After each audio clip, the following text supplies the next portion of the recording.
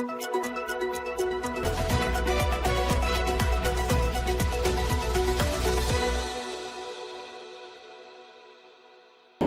ढांचे का ताला खुलवाने के लिए राजीव गांधी नहीं, कांग्रेस जिम्मेदार, मणिशंकर अय्यर।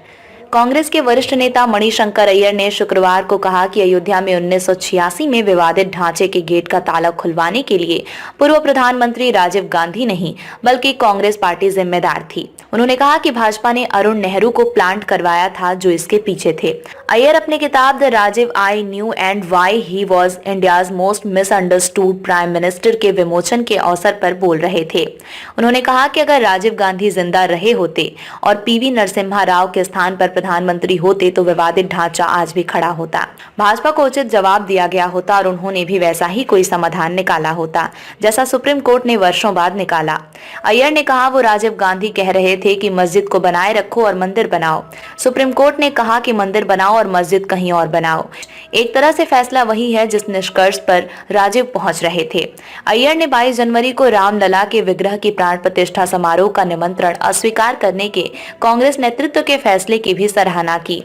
ताला खोलने के पीछे अरुण नेहरू का हाथ बताते हुए अय्यर ने कहा कि चूंकि पूर्व प्रधानमंत्री जवाहरलाल नेहरू लखनऊ के एक स्कूल में पढ़े थे, इसलिए राम जन्मभूमि का मुद्दा उनके दिमाग में था। इसलिए उन्होंने एक गुमनाम से व्यक्ति वीर बहादुर सिंह को मुख्यमंत्री के रूप में निर्वाचित कराने के लिए पार्टी के भीतर अपनी ताकत का इस्तेमाल किया। सिंह ने सबसे पहले अयोध्या जाकर देवकी नंदन अग्रवाल, इलाहाबाद हाई कोर्ट के पूर्व जज और अन्य से मुलाकात की। उन्होंने उनसे एक याचिका हासिल कर ली जिसके मुताबिक ताले न्यायिक आदेश से नहीं बल्कि कार्यकारी आदेश से लगाए गए थे।